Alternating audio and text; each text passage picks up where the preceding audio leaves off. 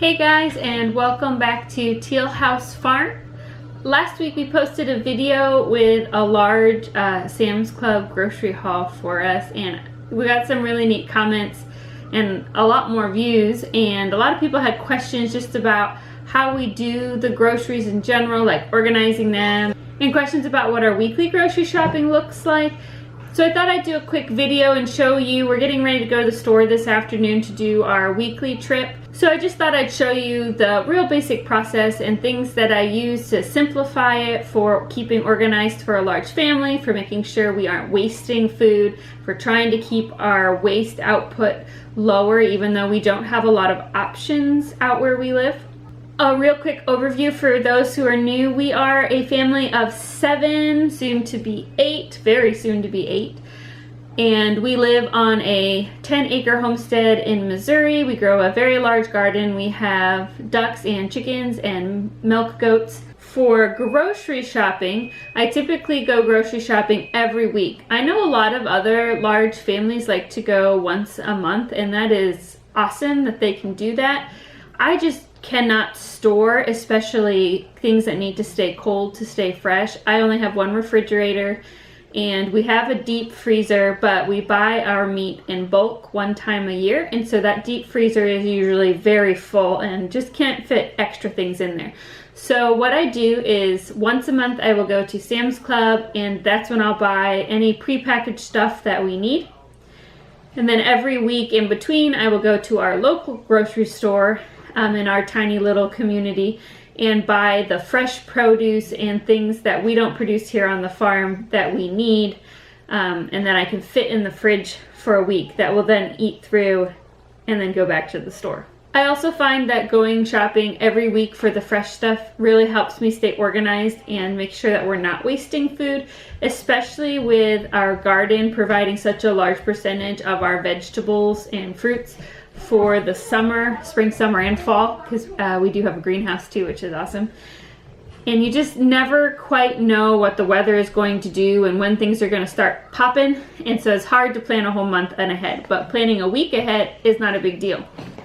So before I go to the store, I obviously need to make a list. I have a home planner which keeps me on track. Thank you, Mommy. I love you too. I have a home planner, keeps me on track with everything from chores to my to-do lists, monthly and weekly and daily. I love using this. But the first thing that I'll do is I'll just kind of figure out what we need to use up. What's in the fridge, what leftovers do we have. So today is Friday, and so we're gonna finish off some leftovers, and then I'm gonna make cube steaks tomorrow night because I have some in the deep freeze that need to be used up because they're almost a year old. And then for the next week, which I haven't filled really out at all, I will go through, and any meats or fresh veg that are still left over, I'll make sure I write them down for this week at the beginning of the week to make sure they don't get wasted. So what I'll do for this week is I actually will use on my phone, I have an app that's called No Waste. And this app helps me organize all of the things that I have in my deep freezer, which is outside in the mudroom.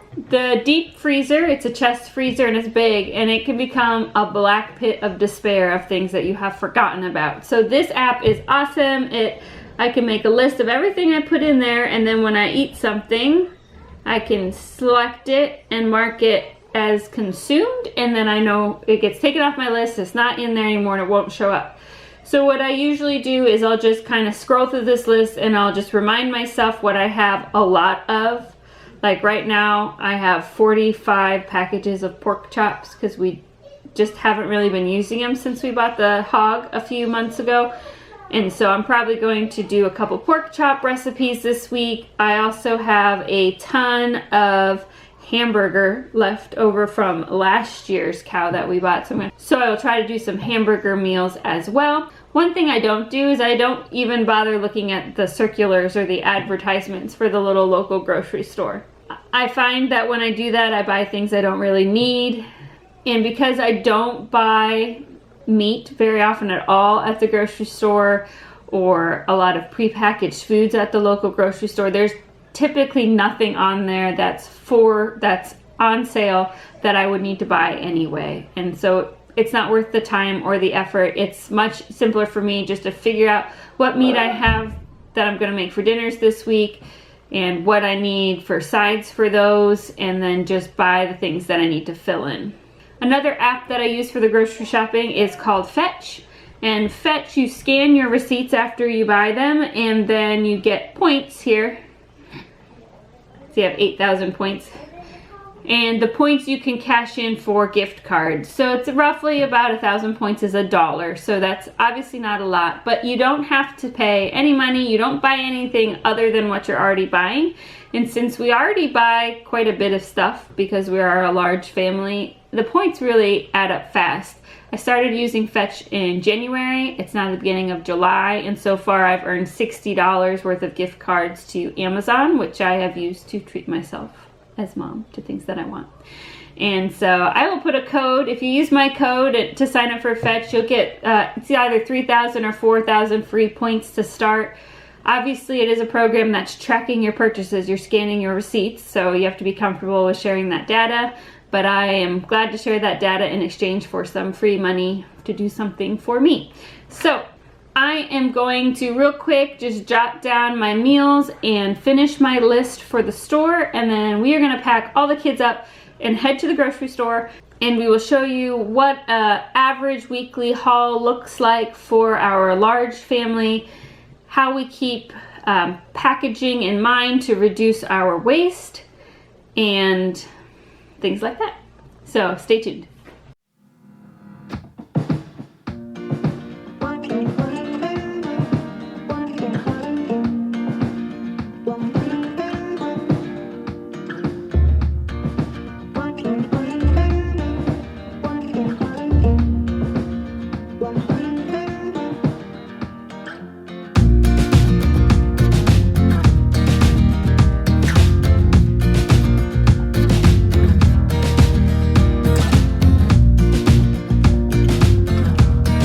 What are the rules of the store? No running and no getting lost in me. No running, no screaming, and no fighting. No being crazy. That's right.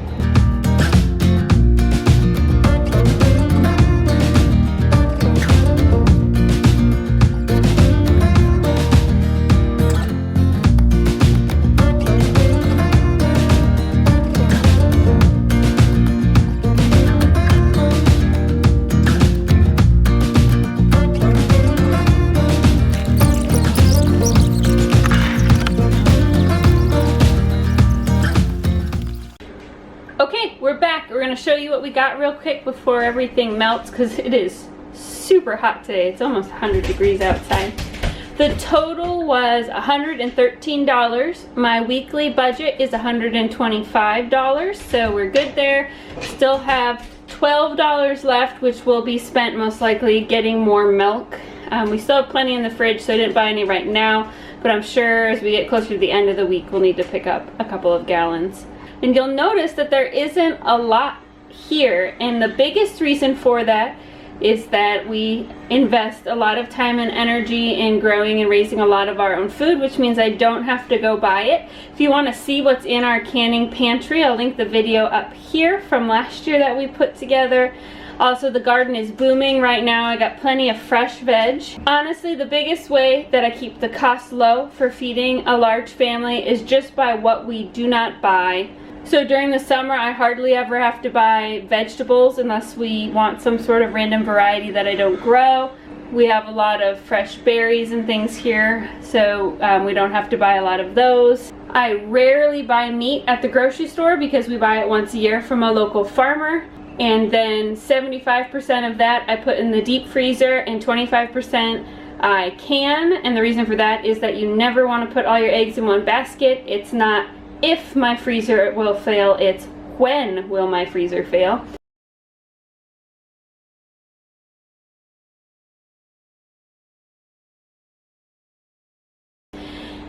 We also don't really buy cleaning supplies. I make the majority of my cleaning supplies. I'll link a video below for that too if you're interested in starting to do that.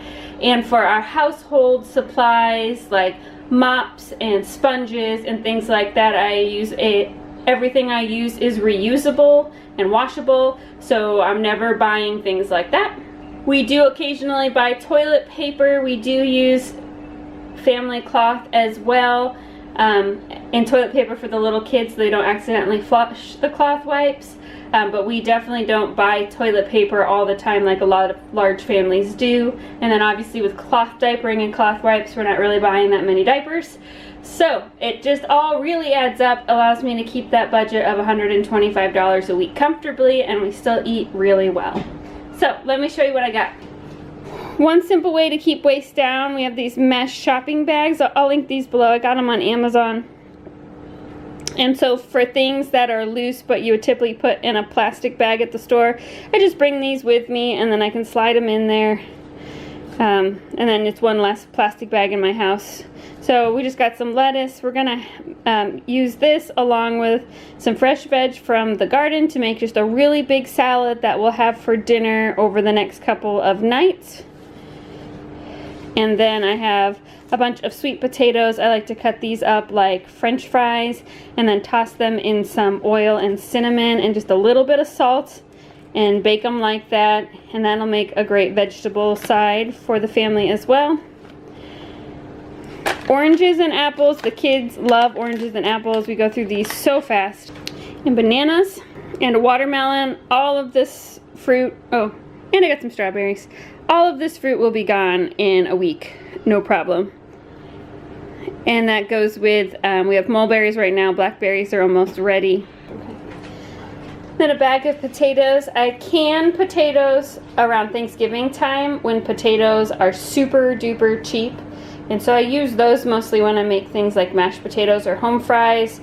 But I like to have real potatoes. We'll be making a ham roast. I feel like they hold up better in a crock pot than already canned potatoes. Sam loves his Dr. Pepper cream soda, so that's for him. And this here, we have some friends coming over after church this week, and so we're gonna do some barbecue pork. So these are the hamburger buns for that and the cheese for it. It's barbecue sauce. Again, we choose glass containers when possible because glass is actually recycled, unlike a lot of plastic things. And also these lids are great for your mason jars. And then we're going to do s'mores. So I have marshmallows, there's chocolate in here somewhere, and the graham crackers. Coffee because we're almost out. And then the girls got to pick a treat for after dinner today. So we got some fudge bars, and this is a rainbow pop, I think. That's what they picked. So that's for after dinner tonight because it is so hot. Some tater tots. We're gonna have some brats later this week, and so we'll do some tater tots on the side along with the salad, which most of that's from the garden. There's the chocolate.